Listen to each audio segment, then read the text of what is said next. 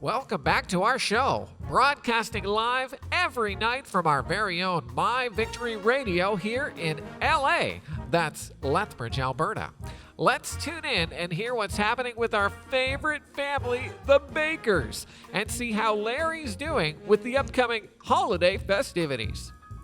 It's a long story of how Larry ended up being in charge of the turkey this Christmas.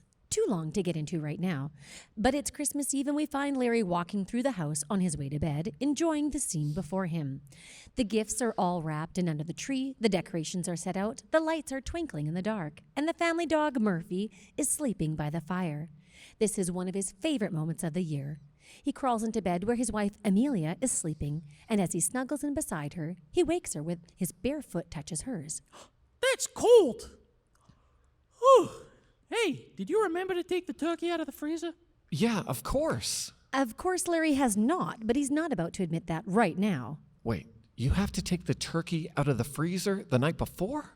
He thinks to himself in a panic. He can't let on to Amelia that he's already failed in the one task that he was given.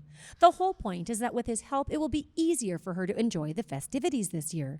So he lays there in bed, eyes closed, body rigid, the minutes dragging by as he counts his wife's breathing. Oh, Larry's gonna screw all this up this year, isn't he? It's gonna be a disaster. 40 minutes go by before he dares even open an eye. Amelia? He whispers, just to be sure. The only answer is her soft snoring. He slides out of bed and creeps out of the room to the basement. He opens the freezer, but there is no turkey to be found. He rummages around further, pulling out frozen packages of hot dogs, buns, vegetables, pork chops, tater tots, then deeper still till he's tipped over so far into the freezer himself that his feet are lifting off the ground as he scrapes the bottom layers of the freezer with nothing to show for his efforts but old frozen fruitcake from the last few Christmases. In a panic, he runs upstairs and jerks open the freezer above the fridge. A bag of hash browns and the ice cube tray tumble out as he frantically keeps searching. Murphy's now awake with his tail wagging. He's sniffing around the growing pile of frozen treats on the floor. Suddenly, a can of frozen berry blend juice concentrate falls out of the freezer and lands right on Larry's toe.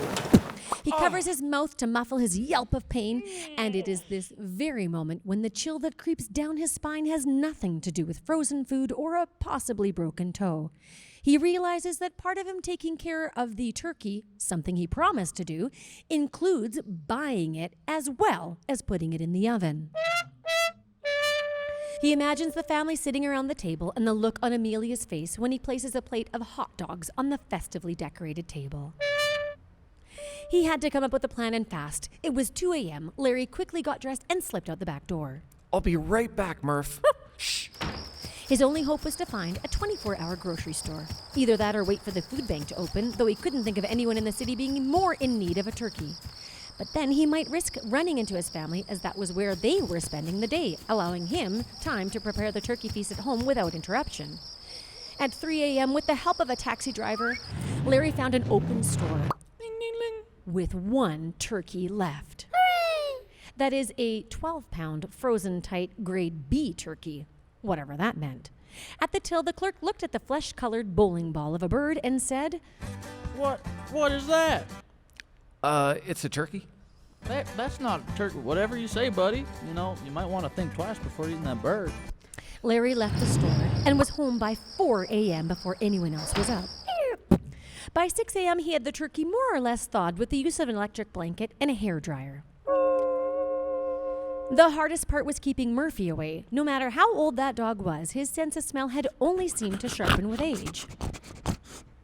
As the turkey defrosted, it became clear what grade B meant. The skin on the right drumstick was ripped, and it looked as if the bird had made a break from the slaughterhouse and dragged itself a block or two before it was captured and beaten to death. It was at this point that Larry named the bird Diesel. Sure enough, when Larry turned him over, there was another slash on his back, as if old Diesel had spent his last moments defending himself in a night fight. Put him up, put him up. The sun was starting to rise, and Larry was feeling tired. His eyes were dark and puffy, and his chin rough and covered in stubble. But even with this disfigured turkey, he was considering himself blessed. Everything is going to be okay, Murphy. If only that were true. After lunch, Amelia and the kids set out to the food bank with the reminder that Turkey's gonna be in the oven by 1:30 at the latest. I'm trusting you with this. as she says this, she's putting drops of pine oil on the lamp bulbs so that The room will smell like winter forest when we walk in the door. Don't worry, hun. I know what I'm doing. So out the door went the family, leaving Larry in the kitchen oblivious to the impending doom of what was about to happen. He had never had cause for Amelia to explain the automatic timer on the oven, which was currently set the day before to go on at 5:30 p.m. He tried canceling and resetting, pushing every button, opening and closing the door, and even pulling it out and unplugging it. But nothing anybody did was going to turn it on now. With no functioning oven in his home, Larry had to find one that could cook the bird and quickly. But where to find an oven that did not already have a turkey in it on Christmas Day? It was 2:30 p.m., and call it a Christmas miracle, he had a stroke of brilliance. Ding! Larry picked up the phone and dialed the Plaza Hotel. Beep, beep, beep, beep, boop, boop, boop, boop, beep, boop, boop. Hello, you have reached the Plaza Hotel. Happy holidays, and how can we help you? Yeah, hi. Do you cook special menus for people with special dietary needs? Sir, we are a first-class hotel in a world-class city. We can look after any dietary needs that you may require. Right, and if someone brings their own food because of their special diet, would you cook it for them? Why, of course, sir. It would be our pleasure.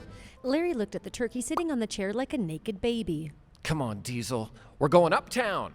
Murphy will be back in time for supper. Stay tuned for the conclusion of our Christmas special with the Bakers. We'll be right back after this.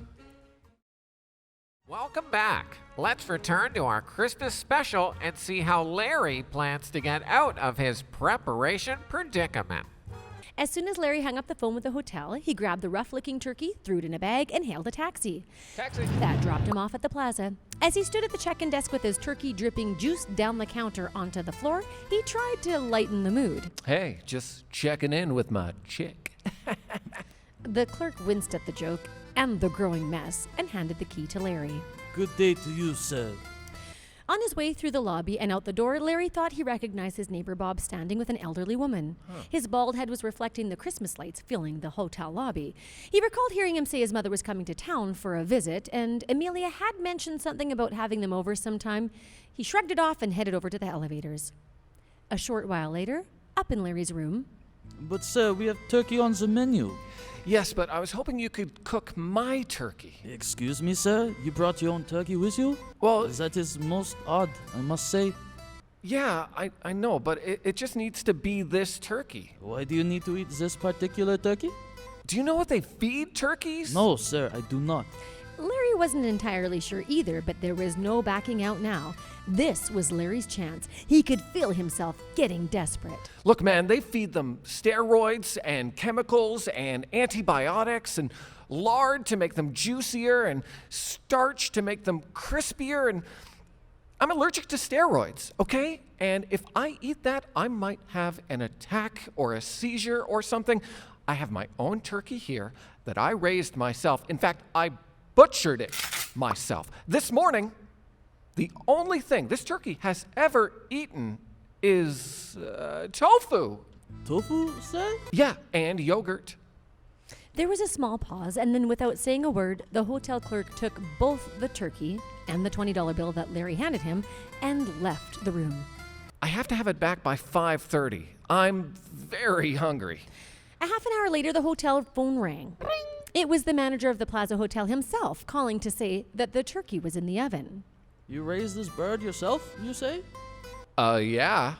The chef says that it looks like it was abused. Ask the chef if he's ever killed a turkey. Tell him the bird was a fighter and a winner. Tell him to stitch it up. Very well, sir. It was 5:45 when the bellboy wheeled the turkey into Larry's room. He removed the metal dome covering the turkey and gasped. It looked like nothing he could have ever cooked himself. Frilly paper armbands on both drumsticks, a steaming boat of hot gravy, and where there was previously a gash in the skin, now lay a perfectly placed garnish. Wow, there's no way Amelia is going to believe that I did this myself. Well, nothing left to do but get this dolled-up diesel home. I'll figure something out. The clerk put up quite an argument when requested to put the turkey in a to-go box, but finally obliged, most likely to have the whole situation done and over with. Thank you all for your help. Hey, maybe we'll see you again next year, huh? That would be most regrettable, sir. Unfortunate. Yes, that would be a Christmas miracle indeed. On his way through the lobby and out the door, Larry thought again he saw his neighbor Bob wave over at him. He couldn't give it a second thought, though. He had just enough time to get home and get this bird on the table.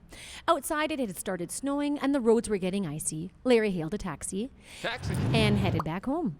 When Larry entered the house, he was hit with a thought. Ouch. Wow, it really does smell like a winter forest in here. And then he had a second thought. Wait, it really does smell like a winter forest in here, not like turkey at all. And like so many things, his thoughts came in threes. But his third thought was actually helpful. If it works with pine oil, it'll work with gravy. So Larry ran around the house putting globs of gravy on all the lamp bulbs in hopes that the results would be the same.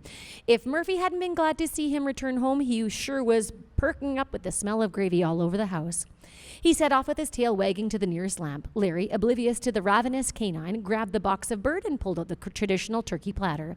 It was as he was removing the second paper armband that his wife and family walked in the door. Hello, dear. How was your day? I hope you enjoyed it. You know, I actually didn't mind being at home all day, getting this delicious meal prepped. I even got the kitchen cleaned up. You know, I think having a day home all to myself was just the rest I needed. I might do it again next year. And it was at that moment that Larry looked past his wife and children and saw his neighbor Bob standing there with his mother in the doorway. Bob, hi, what are you doing here? Honey, I didn't realize we were going to have company over. Oh, Larry, I swear you don't hear half the things I tell you. Murphy, get down from there. What on earth are you doing up on the furniture? You nearly knocked that lamp right over. Bob told us a few weeks ago that his mother was coming down for the holidays. Well, I wasn't about to have him sit in a hotel and eat whatever monstrosity they call turkey dinner. No, we wouldn't want that. And from the way it smells in here, I guess I was right. I must say, I'm surprised you did so well. I can almost taste that turkey. Well, let's get your coats and hat, and we can get all set up in the dining room. I've got old Dee's, the turkey set up on the table, ready to carve. The family followed Larry as he led them into the dining room, but nothing could have prepared them for the scene that played before them. The chair at the head of the table was toppled over, the tablecloth was pulled askew, the centerpiece knocked on its side, and Murphy standing on the dining room table with one foot in the mashed potatoes and Diesel's sewn-up leg in his mouth, looking like a kid on Christmas morning. It was at that very moment, standing under the dining room lamp, that a large drop of gravy fell and landed right on Bob's bald head. On behalf of our sponsors and those of us here in the MyVictory Radio Theater, may I wish you all a truly happy Christmas. Be sure and listen next Monday night to the holiday presentations of It's a Wonderful Christmas on 34th Street and Charlie Brown's Home Alone 2 with Santa Claus. Until next time, this is the MyVictory Radio Theater, wishing you a good night from LA.